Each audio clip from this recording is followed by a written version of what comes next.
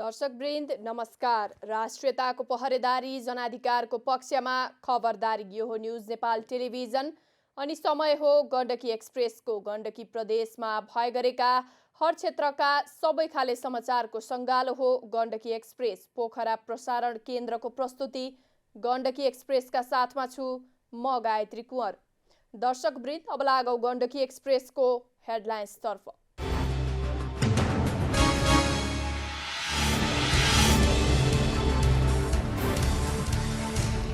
केही समय स्थगित भएको प्याराग्लाइडिङ पुनः पोखराको मान्द्रेढुङ्गाबाट उडान सुरु। पहिलो 1 महिना परीक्षण उडान गर्न क्यानको अनुमति।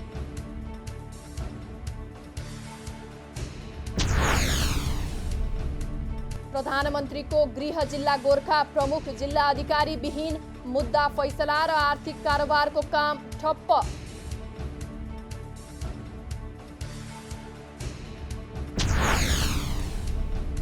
विमान दुर्घटना पश्चात पोखरामा 50% हवाई यात्रु घटे, अन्तर्राष्ट्रिय उडान अनिश्चित।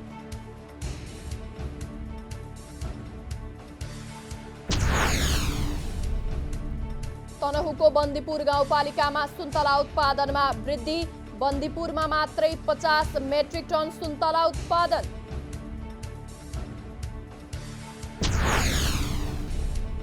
र पोखरामा प्राङ्गारिक मल बनाउने तालिम सुरु।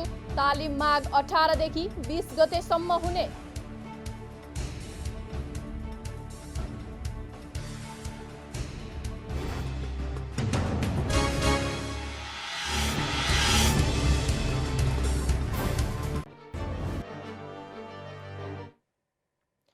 अब गण्डकी एक्सप्रेस विस्तारमा सुरु गरौं। पोखराको मान्द्रेढुङ्गाबाट प्याराग्लाइडिङ उडान हुने प्रसङ्गबाट।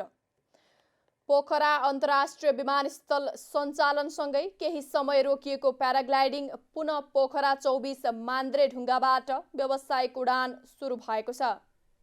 पुस 17 गतेदेखि अन्तर्राष्ट्रिय विमानस्थल सञ्चालनमा आएसँगै नेपाल नागरिक उड्डयन प्राधिकरणले नियमित उडान भइरहेका क्षेत्र सराङकोट तोरीपानीको विकल्पमा मान्द्रेढुङ्गाबाट उडान भर्ने अनुमति दिए अनुसार नयाँ ठाउँबाट उडान सुरु भएको हो। पहिलो 1 महिना परीक्षण उडानको रूपमा बिहान 11 बजेदेखि 3 बजेसम्म मान्द्रेढुङ्गाबाट उडान भरेर पामे क्षेत्रमा अवतरण गर्ने गरी प्याराग्लाइडिङ उडान भर्न क्यानले अनुमति दिएको छ। पहिले सराङकोटबाट उडेको प्याराग्लाइडर फेवाताल किनार, सेदी, खपौदी, चङ्खपुर क्षेत्रमा अवतरण गर्दै आएकोमा अब भने मान्द्रेढुङ्गाबाट उडान भरेर 5 किलोमिटर भन्दा पर पामे नजिकैको फाँटमा अवतरण गर्नुपर्नेछ। नियमित उडान भइरहेको क्षेत्रभन्दा फरक क्षेत्रबाट उडान र अवतरण गर्नुपर्ने भएपछि नेपाल हवाई खेलकुद संस्थाले व्यावसायिक पाइलटलाई प्राविधिक ज्ञान दिने टेस्ट फ्लाइट गर्नेदेखि पाइलट टु पाइलट कक्षा सञ्चालन गरे पश्चात व्यावसायिक उडान सुरु गरेको नेपाल हवाई खेलकुद संस्थाका अध्यक्ष सुनिल भट्टराईले जानकारी दिनुभएको छ। नयाँ उडान क्षेत्र मान्द्रेढुङ्गासम्म जाने सहज बाटो निर्माण, उडान र अवतरण गर्ने क्षेत्रको जमिनको व्यवस्थापन नेपाल हवाई खेलकुद संस्थाले गरेर उडान सुरु गरेको हो। गोर्खा र बागलुङ एकसाथ यता प्रमुख जिल्ला अधिकारी विहीन बनेका छन्। प्रमुख जिल्ला अधिकारी नहुँदा जिल्ला प्रशासनको मुद्दा फैसला र आर्थिक कारोबारको काम ठप्प बनेको छ। सिराहाबाट गोर्खा खटाइएका प्रमुख जिल्ला अधिकारी लालबाबु कवारीको सरुवा रद्द भएसँगै गोर्खामा नयाँ प्रमुख जिल्ला अधिकारीको टुङ्गो लागेको छैन। इलाका प्रशासन कार्यालय बुटवलबाट गोर्खा सरुवा भएका सहायक प्रमुख जिल्ला अधिकारी पुष्कर राणा सरुवा भएको झण्डै 1.5 साता बितिसक्दासम्म हाजिर भएको छैनन्। माघ 6 गते 46 जिल्लाको प्रमुख जिल्ला अधिकारी र सहायक प्रमुख जिल्ला अधिकारीको सरुवा गरेको गृह मन्त्रालयले गोर्खा सरुवा भएका कवारीको मात्र सरुवा रद्द गरेको हो। त्यसपछि अरू कसैलाई पनि खटाएको छैन। हाल जिल्ला प्रशासन कार्यालयमा राप 3य श्रेणीका प्रशासकीय अधिकृत गणेश भट्टराईले निमित्त प्रमुख जिल्ला अधिकारीको जिम्मेवारी सम्हाल्नु भएको छ। प्रधानमन्त्री पुष्पकमल दाहालको निर्वाचन क्षेत्र र उपप्रधान तथा भौतिक पूर्वाधार मन्त्री नारायण काजी श्रेष्ठको गृह जिल्ला गोर्खामा गृह मन्त्रालय आफैले गरेको सरुवा र सरुवा बदरले प्रमुख जिल्ला अधिकारीको टुङ्गो छैन। झण्डै 4 दशकको अवधिमा गोर्खामा 47 जना प्रजीय फेरिएका छन्। पछिल्ला केही वर्ष यता जिल्लाको केही प्रजीय 1 वर्ष कार्य अवधि समेत पूरा नगरी सरुवा भएका छन्। त्यस्तै बागलुङका प्रजीय रमेश ढकालको सरुवा भइसके पनि सरकारले उनको स्थानमा को आउँछ भन्ने निर्णय गरेको छैन। प्रजीय नहुँदा भारतीय सेनाका निवृत्तको पेन्सन पट्टाका लागि कागजात प्रमाणित गर्ने, कार्यालय प्रमुखको नामबाट खाता सञ्चालन गर्ने र मुद्दा मामिला पर्दा निर्णय अनुसार आदेश दिने र फैसला गर्ने काम रोकिएको छ। स्याङ्जाको आदिखोला गाउँपालिका 1 को प्रसिद्ध ग्रामीण पर्यटकीय गाउँ सिरुबारी सहित विभिन्न गाउँमा श्रृङ्खलाबद्ध रूपमा चोरी भएको छ। वडा कार्यालय, बैंक, सहकारी, गुम्बा, डिपार्टमेन्टल स्टोर्स, अन्य 7 वटा पसल र केही घरमा चोरी भएको हो। वडाका माझकटेरी, राजस्वरा, पञ्चमूल, सिरुबारी र धारू गाउँमा चोरी भएको वडा अध्यक्ष पवन काजी अधिकारीले बताउनु भएको छ। अधिकारीका अनुसार वडा नम्बर 1 को कार्यालय फोरेर चोरी भएको छ। त्यहाँ झण्डै 2 लाख रुपैयाँ जति राजस्व कायम रहेको थियो। यसैगरी वडा कार्यालयसँगै रहेको NIC एसियाको शाखा रहित ब्याङ्किङ सेवाबाट पनि केही रकम चोरी भएको छ। ग्रामीण पर्यटकीय गाउँमा रहेको ऐतिहासिक गुम्बा पनि तोडफोड गरी दानपेटिका लगायत महत्त्वपूर्ण सामान चोरी भएको अनुमान गरिएको छ। स्याङ्जा प्रहरी प्रमुख SP राजीव बहादुर बस्नेतले घटनास्थलमा प्रहरी निरीक्षकको नेतृत्वमा अनुसन्धान टोली खटाइएको बताउनु भएको छ।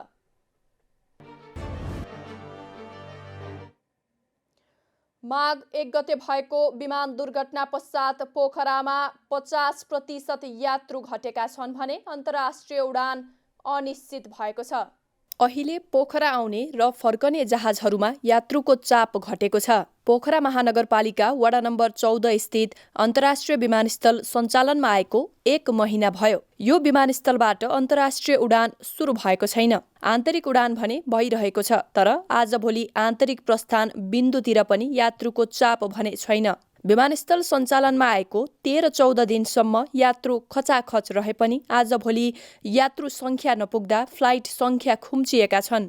यात्रु सङ्ख्या नपुग्दा 3 वटासम्म फ्लाइटलाई मर्ज गरेर एउटै फ्लाइट बनाएर उडान गरिएको छ। माघ 1 गतेसम्म पोखराबाट 48 वटासम्म आन्तरिक उडान भएकोमा त्यसपछि पुस 16 गतेसम्म आइपुग्दा 26 वटा फ्लाइटमा खुम्चिएको हो। विमान दुर्घटनापछि 1500 भन्दा माथि यात्रुको सङ्ख्या पुग्न सकेको छैन। पार्किङमा यात्रु कुर्ने ट्याक्सीको सङ्ख्यादेखि आवत जावत गर्ने सङ्ख्यामा समेत कमी आएको छ। विमानस्थलको तथ्याङ्कले पनि पोखरामा जहाजबाट यात्रा गर्नेको सङ्ख्या घटेको देखाएको छ। दुर्घटना अघि पोखराबाट प्रतिदिन 48 वटासम्म उडान दोहोरो हुने गरेको विमानस्थल सञ्चालन प्रमुख विक्रम गौतमले बताउनु भएको छ। माघ 1 गते 2600 यात्रुले विमानस्थल मार्फत यात्रा गरेका थिए। विमान दुर्घटनापछि 1500 भन्दा माथि यात्रुको सङ्ख्या पुग्न सकेको छैन।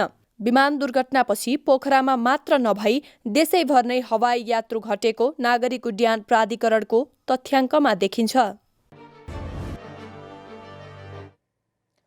पोखरा महानगरपालिका कृषि तथा पशु विकास महाशाखाको आयोजनामा प्राङ्गणिक मल बनाउने 3 दिने तालिम सुरु भएको छ।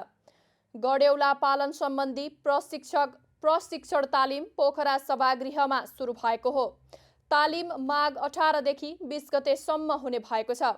कृषकहरूको घरमा उत्पादित कुहिने फोहोर व्यवस्थापनको साथै स्वस्थ र स्वच्छ तथा तरकारी उत्पादनमा प्रोत्साहन गर्ने उद्देश्यका साथ तालिम सुरु भएको हो। तालिममा पोखरा महानगरपालिकाका 33 वटा वडाका प्रतिनिधित्व गर्दै प्रत्येक वडाबाट 2 जनासम्म कृषकहरूको सहभागिता रहेको छ।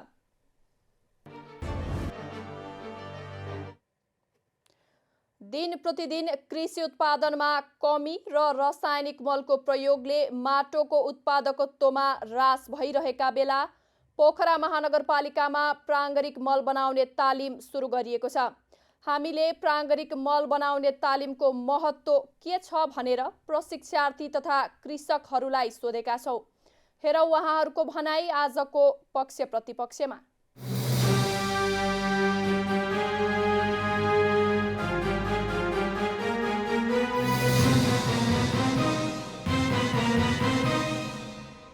प्राङ्गारिक मल भन्नाले खास गरी गोबर लगायत हाम्रो आफ्नो घर आँगनतिर पाइने झारपातहरू अथवा किचन वेस्ट भन्छौँ त्यो वस्तुहरू कुहाएर बनाएको त्यस्तो मललाई प्राङ्गारिक मल भनिन्छ। मलको महत्त्व आफैमा छ। खालि अहिले महत्त्व कसरी देखियो भने यसमा रासायनिक पदार्थ हुँदैन। अब पाएसम्म त प्राङ्गारिक मलै बनाउने प्रयोग गर्ने जो स्वास्थ्यवर्धक पनि छ, जमिन पनि बिग्रदैन, उसको उर्वरक शक्ति पनि यथावत कायम रहन्छ।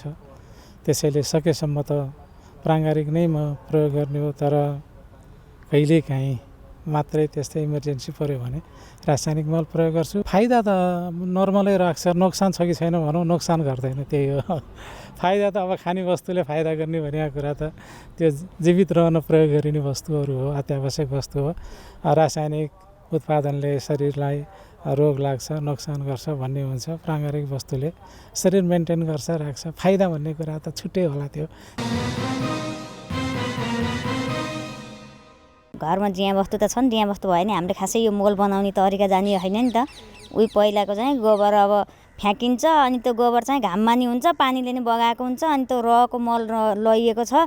त्यही भएर त्यो मललाई चाहिँ कसरी प्राङ्गारिक बनाउने, कसरी सेफ्टी हुन्छ, त्यसले त एकदम उत्पादनशील हुन्छ नि त यो मल त। अनि छिटो खेतीमा लाग्छ, खेतीलाई त बढी उत्पादनशील हुने भएको भएर रासायनिक मल त स्वास्थ्यका लागि नै हानिकारक छ नि। हामी स्वास्थ्यका लागि चाहिँ उस हुन्न कि यो रासायनिक मलले, जस्तो भयो भने प्राङ्गारिक मल नै चाहिन्छ।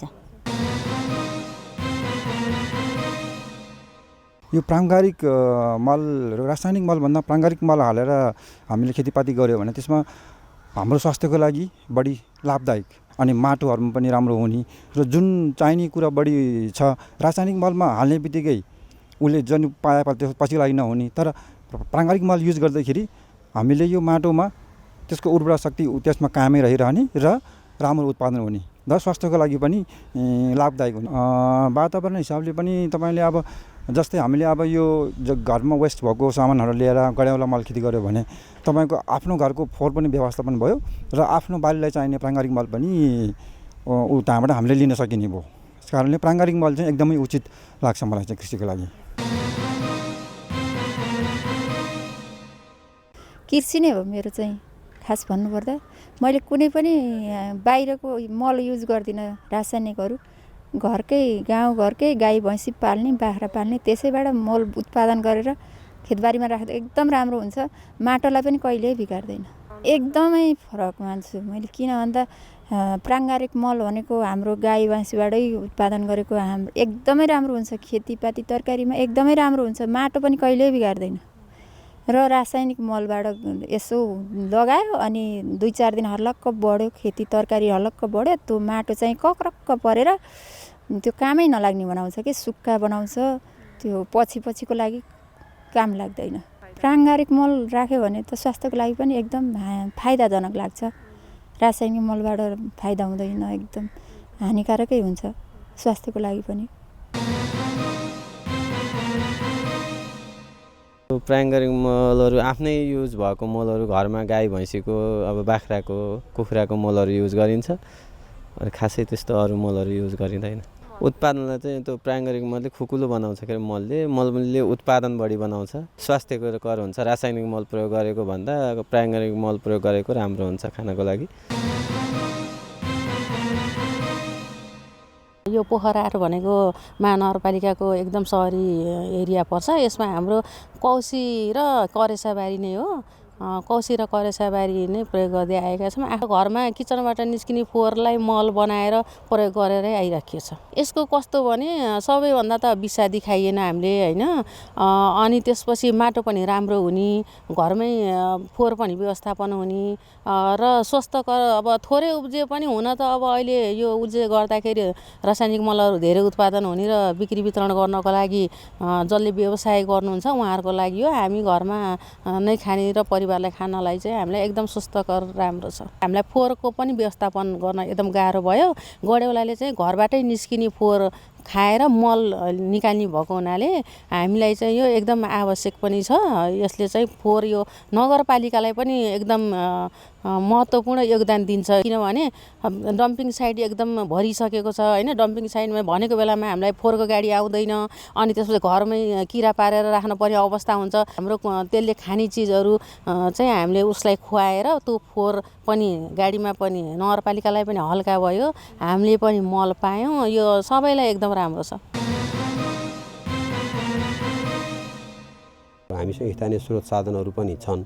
ती स्रोत साधनलाई परिचालन गरेर अहिले हामीले चाहिँ प्राङ्गारिक मल उत्पादन गर्नको लागि र सहरमा भएको फोहोरलाई पनि प्रशोधन गरेर कुहिने फोहोरलाई घरमै कुहाएर बजारमा फोहोर कम निकाल्ने र बाहिर ग्रामीण क्षेत्रमा गाई भैँसीका गोबरहरू झारपातहरू कुहाएर पनि त्यहाँ पनि मल बनाउने, जसले गर्दाखेरि त्यो मल फेरि बारीमा प्रयोग गरेर चाहिँ स्वस्थ पाली उत्पादन गर्न सकिन्छ भन्ने उद्देश्यले यसको चाहिँ असल साथी चाहिँ गडौलाबाट छिटो मल पनि तयार हुने, राम्रो मल पनि तयार हुने, गडौलाको मल अरूभन्दा गुणस्तरको पनि हुने। तर त्यो गडौला कसरी पालन गर्ने हो, कुन जातको गडौला हो, यसलाई पाल्न के गर्नुपर्छ भन्ने जस्ता कुराहरू चाहिँ कृषकहरूलाई त्यति अलिक कम जानकारी भएको हुनाले हामीले चाहिँ महानगरपालिकाबाटै त्यहाँ 33वटा वडा छन्, 33 वडाका कृषकहरू सहभागी हुने गरेर हामीले 2-2जना कृषकहरूलाई चाहिँ यहाँ सहभागिताका लागि बोलाएको छौँ। उहाँलाई त्यो गडौला पालन सम्बन्धी तालिमको पनि अझ प्रशिक्षण तालिम गराउन दिएर उहाँहरूले पनि गडौला निरन्तर रूपमा गडौला पालन गर्ने र मल पनि निकाल्ने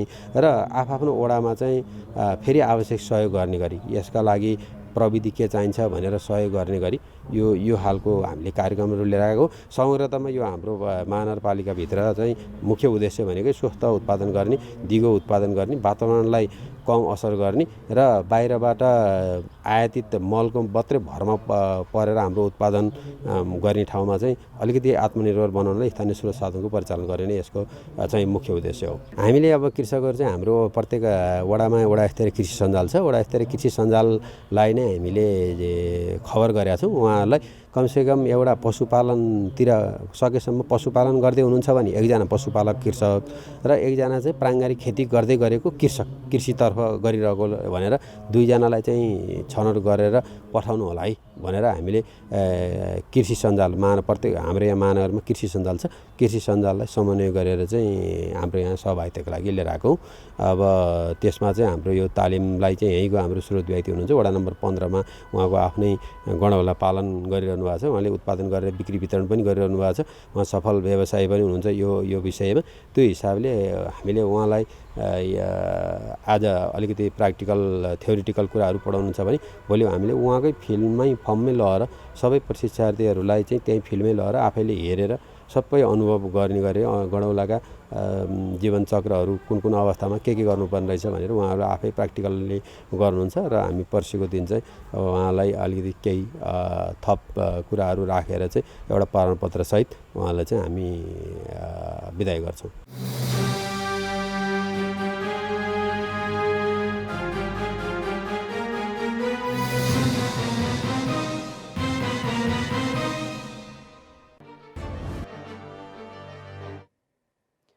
गण्डकी प्रदेशको प्रसिद्ध धार्मिक पर्यटकीय गन्तव्य बागलुङ कालिका मन्दिरलाई कलात्मक बनाउन थालिएको छ। कालिका मन्दिर सुधारको पञ्चवर्षीय रणनीतिक सुधार कार्यक्रम अन्तर्गत कालिका मन्दिरको स्वरूपलाई कलात्मक बनाउने कामको थालनी गरिएको छ। बाहिरी आवरण नयाँ भए पनि कालिका मन्दिरको भित्री संरचना जीर्ण भएकाले कलात्मक स्वरूप देखिने गरी कालिका मन्दिरको पुनर्निर्माण गर्न थालिएको कालिका मन्दिर गुठी व्यवस्थापन समितिले जनाएको छ। अहिले मन्दिरको बाहिरी आवरण इट्टाको छ भने ताम्रपत्रले छाएको छानो समेत चुइने भएकाले मन्दिरलाई कलात्मक तरिकाले रूपान्तरण गर्न थालिएको हो। कालिका मन्दिरको भित्री संरचना जीर्ण भएको, तामाको छानो चुहिने भएका कारण कालिका मन्दिरको भित्री संरचना मर्मत गर्दै नयाँ तामाको छानो छाइन थालिएको कालिका भगवती गुठी व्यवस्थापन समितिका अध्यक्ष कुमार खड्काले बताउनुभयो। अहिले मन्दिरको पूर्वपट्टि निर्माण गर्न थालिएको सत्तल र हवन अग्नि कुण्डलाई समेत कलात्मक बनाइने गरी मात्रै निर्माण सुरु गरिएको छ। हवन कुण्डको भित्री संरचना पक्की बनाइए पनि बाहिरी काठका कलात्मक चित्र बनाइएको हो। मन्दिरको सत्तल निर्माणमा 13 लाख खर्चको अनुमान गरिएको गुठी व्यवस्थापन समितिले जनाएको छ। कालिका मन्दिरको स्वरूप बिग्रदै गएकोमा स्थानीय अधिकारकर्मी, पत्रकार तथा सरोकारवाला निकायले चासो देखाएपछि गुठी व्यवस्थापन समितिले मन्दिरलाई कलात्मक र पुरातात्विक बनाउन थालिएको हो। पोखरा महानगरको वडा नम्बर 5 कदम मार्गमा सडक विस्तार गरी पैदल यात्रीका लागि फुटपाथ समेत निर्माण गरिने भएको छ। कदम मार्ग सहित यस वडाका अन्य 4 मार्गमा समेत सडक विस्तार गरिने वडा अध्यक्षको भनाइ छ। विद्यमान सडकमा 5 मिटर थप गरी सडक विस्तार गरिने भएको छ। नगरको सडक क्षेत्रभित्र बनाइएका घर टहरा हटाई स्तरीय सडक निर्माणमा नगरवासीले सहयोग गर्नुपर्ने बरालको भनाइ छ। यसका लागि वडा कार्यालयले सूचना जारी गरिसकेको बताउँदै उहाँले सूचनाको अवज्ञा भएमा वडा कार्यालयले डोजर प्रयोग गरेर भए पनि सडक विस्तार कार्य पुरा गर्ने जानकारी दिनुभएको छ। ठाउँहरुमा चाहिँ उहाँले नमान्ने, अवज्ञा गर्ने र वाडा र यहाँको स्थानीय निर्माण समितिले गरेको निर्णयलाई मान्नु भएन भने हामी डोजर लगाएर पनि सफा गर्छौँ भनेर उहाँहरूलाई मैले निर्देशन गरिसकेको छु। अहिले भइरहेको विद्यमान बाटो 20 फिटको छ र हामीले यस मार्गलाई दुवैतर्फ 2.5 मिटर छोडेर अब अहिले भइरहेको बाटोमा 5 मिटर थप चौडा गर्ने, दुवैतर्फ चाहिँ 1.5 मिटरको चाहिँ हामीले फुट ट्र्याक मान्छे व्यक्ति हिँड्ने फुट ट्र्याक बनाउने र अनि 1 मिटर थप अहिले भइरहेको बाटोलाई थप बाटो चौडा गर्ने अभियानमा अगाडि बढिरहेका छौँ। गोर्खा सदरमुकामको धार्मिक तथा ऐतिहासिक पुष्कर तीर्थ रानी पोखरीमा हरेक दिन गोरक्षी आरती हुने भएको छ। तत्कालीन राजा राम शाहले निर्माण गरेको पुष्कर तीर्थमा फागुन 6 गते महाशिवरात्रिको दिनदेखि गोरखनाथलाई समर्पण गरी आरती गर्ने निर्णय गरिएको आरती समितिले जनाएको छ। हिन्दू धर्म संस्कृति अनुसारको रीतिथिति जोगाउन र पर्यटन विकास गर्न आरती गर्ने निर्णय गरिएको समितिका अध्यक्ष भगवान बाबु मास्केले बताउनुभयो। गोर्खा देवी देवताको पवित्र ठाउँ, ऐतिहासिक पुण्यभूमि गोरखकाली गोरखनाथ मन्दिर रहेको ठाउँ भएकाले पनि यहाँ नियमित आरती गर्दा जिल्लावासीलाई पनि फाइदा पुग्ने मास्केले बताउनु भएको छ। आरतीका लागि गोर्खा नगरपालिका 6 पँधेली निवासी नवीन कुमार श्रेष्ठले 3 सेट आरती सामग्री सहयोग स्वरूप उपलब्ध गराइसक्नु भएको छ। महाशिवरात्रि मेलाका दिनदेखि आरती सुरु गर्ने योजना बनाएको आरती समितिका अध्यक्ष मास्केले बताउनुभयो। सबैले सहजै हेर्न सक्ने गरी पुष्कर तीर्थबाट गोरखनाथ गुफा तथा गोरखकाली मन्दिरतर्फ फर्काएर आरती गरिने भएको छ। बेनी नगरपालिका 7 र 2 को सिमाना मङ्गलाघाट स्थित 150 वर्ष पुरानो झोलुङ्गे पुल संरक्षण थालिएको छ। जामरुकोटको हाडेभिरलाई जोड्ने म्याग्दी खोलामा स्थानीय प्रविधि र स्रोत साधनको प्रयोग गरी बनाइएको झोलुङ्गे पुल जीर्ण बनेपछि मर्मत थालिएको हो। बेनी नगरपालिका 7 का वडा अध्यक्ष रमेश श्रेष्ठले स्वरूप नबिग्रने गरी पुल मर्मत गर्न लागिएको जानकारी दिनुभयो। नदीबाट पुलको उचाइलाई अहिलेको भन्दा बढाउने र काठको ठाउँमा स्टिल डेग राखिने भएको छ। 42 मिटर लामो पुलको पुनर्निर्माण गर्न करिब 45 लाख लागत अनुमान गरिएको प्रादेशिक झोलुङ्गे पुल कार्यक्रमका प्राविधिक दयाराम शाहले बताउनुभयो। पर्खाल भत्काएर पुरानै ढुङ्गाबाट नयाँ बनाउने, पुरानै लट्ठालाई तन्काएर राखिने उहाँले बताउनुभयो।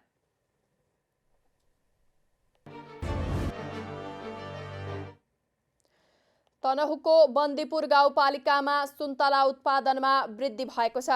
वर्षेनी व्यावसायिक रूपमा उत्पादन हुँदै आएको सुन्तला गत वर्षभन्दा 25% वृद्धि भएको हो। अघिल्लो वर्ष सुन्तलामा लाग्ने भाइरसका कारण बिरुवा मर्दै जान थालेपछि सुन्तला उत्पादनमा ह्रास आएको थियो। केही वर्ष यता पुनः बन्दीपुरमा सुन्तला उत्पादनमा वृद्धि हुन थालेको गाउँपालिकाका कृषि शाखा प्रमुख सुलभ अधिकारीले जानकारी दिनुभयो। केही वर्ष यता गाउँपालिका लगायतका विभिन्न निकायबाट सुन्तला पकेट क्षेत्र घोषणा गरी विभिन्न कार्यक्रम मार्फत उक्त भाइरसको निदान गरी सुन्तला जोगाउन थालिएको छ। यस वर्ष बन्दीपुरमा मात्रै 150 मेट्रिक टन सुन्तला उत्पादन भएको छ, जसको बजार मूल्य करिब रु 1 करोड बराबर रहेको गाउँपालिका कृषि शाखा प्रमुख अधिकारीले बताउनुभयो। बन्दीपुरका ग्रामीण क्षेत्रमा सुन्तला उत्पादनका लागि सुन्तला जोन घोषणा गर्ने तयारी गरिएको गाउँपालिकाका अध्यक्ष सुरेन्द्र थापाले बताउनुभयो। व्यावसायिक रूपमा सुन्तला खेती गर्ने कृषकलाई अनुदानको व्यवस्था मिलाउने उहाँले बताउनु भएको छ। मुस्ताङमा मध्य जाडो गुज्रिसक्दा पनि न त हिमपात भएको छ न त वर्षा नै। हिउँमा खुल्ने मुस्ताङका पर्यटकीय स्थल उजाड देखिन थालेका छन्। हावा मात्र चल्छ, हिउँ पर्दैन। मुस्ताङको ठिनी गाउँका आस बहादुर थकालीले भने पोहोर परार यति बेलासम्म धेरै पटक हिमपात भइसक्थ्यो। यसपालि कुनै छाटकाट छैन। मध्य जाडो गुज्रिसक्दा पनि मुस्ताङमा हिउँ भने परेको छैन। मुस्ताङका गाउँ बस्ती सुक्खा भएका छन्। डाँडाकाँडा फुस्रा र नाङ्गा देखिन्छन्। हिमपात नहुँदा किसानलाई खेतीबालीको पिरलो छ। सिँचाइ नभएका ठाउँमा त अन्नपात माटोमै सुक्ने स्थिति छ। हिउँ नपरे उवा, जौ, गहुँ, लसुन, आलु लगायत बाली नसप्रने थकालीले बताउनुहुन्छ। थासाङमा सिँचाइको उचित प्रबन्ध छैन। हिमपात र वर्षात नहुँदा खेती प्रणालीसँगै हिमाली जनजीवन पनि प्रभावित भएको छ। कृषि ज्ञान केन्द्र मुस्ताङका निमित्त प्रमुख प्रकाश बस्ताकोटीले मौसम अनुसार हिउँ र पानी नपर्दा बाली नालीको उब्जनी र गुणस्तर खस्किने बताउनु भएको छ। मुस्ताङमा मात्र नभएर गण्डकी प्रदेशका कुनै पनि हिमाली जिल्ला र उच्च पहाडी भेगमा अहिलेसम्म हिमपात भएको छैन। छिटपुट वर्षा समेत हुन सकेको छैन। गण्डकी प्रदेशको कृषि विकास निर्देशनालयका प्रमुख वासुदेव रेग्मीले मुस्ताङ, मनाङ, म्याग्दी र बागलुङको उच्च क्षेत्रमा लगाइएको हिउँदे बालीमा बढी असर पुगेको बताउनु भएको छ। खडेरीले पहाडी क्षेत्रमा गहुँ, तोरी सहित तरकारी र फलफुल बालीमा बढी असर पर्ने उनको भनाइ छ। जल तथा मौसम विज्ञान विभाग मौसम पूर्वानुमान महाशाखाका मौसमविद सञ्जीव अधिकारीले गण्डकी प्रदेशमा तत्काल पानी पर्ने सम्भावना नरहेको जानकारी दिनुभएको छ। आकाश धुम्म भए पनि अहिलेको मौसम प्रणालीले वर्षा नहुने उहाँको भनाइ छ।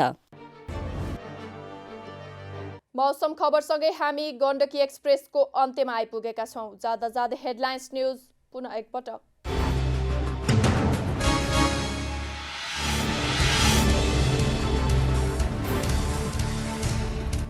केही समय स्थगित भएको प्याराग्लाइडिङ पुनः पोखराको मान्द्रेढुङ्गाबाट उडान सुरु। पहिलो 1 महिना परीक्षण उडान गर्न क्यानको अनुमति।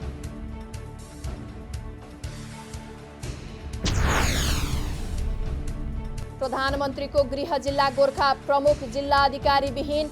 मुद्दा फैसला र आर्थिक कारोबारको काम ठप्प।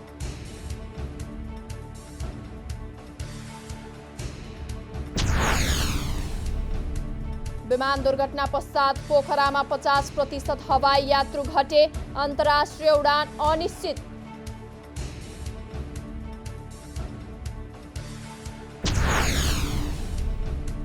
तनहुको बन्दीपुर गाउँपालिकामा सुन्तला उत्पादनमा वृद्धि। बन्दीपुरमा मात्रै 50 मेट्रिक टन सुन्तला उत्पादन।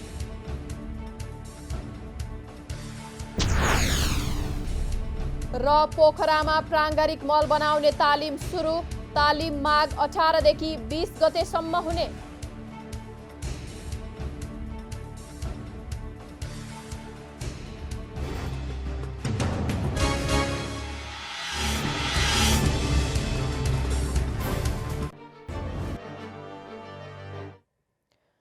दर्शकवृन्द, यी थिए गण्डकी प्रदेशका पछिल्ला गतिविधिहरूको ताजा न्युज सङ्गालो। अहिलेसम्मका यी न्युजहरूसहित गण्डकी एक्सप्रेसको यो प्रस्तुतिबाट बिदा लिने बेला भइसकेको छ। दिनभरका अनि पछिल्ला सबै क्षेत्रका सबै खाले न्युजहरूको अपडेट सहितको नयाँ प्रस्तुतिका साथ गण्डकी एक्सप्रेसबाट अहिले हामी सबैलाई बिदा दिनुहोस्। राष्ट्रियताको पहरेदारी जनाधिकारको पक्षमा खबरदारी हेर्दै रहनुहोला न्युज नेपाल टेलिभिजन। नमस्कार।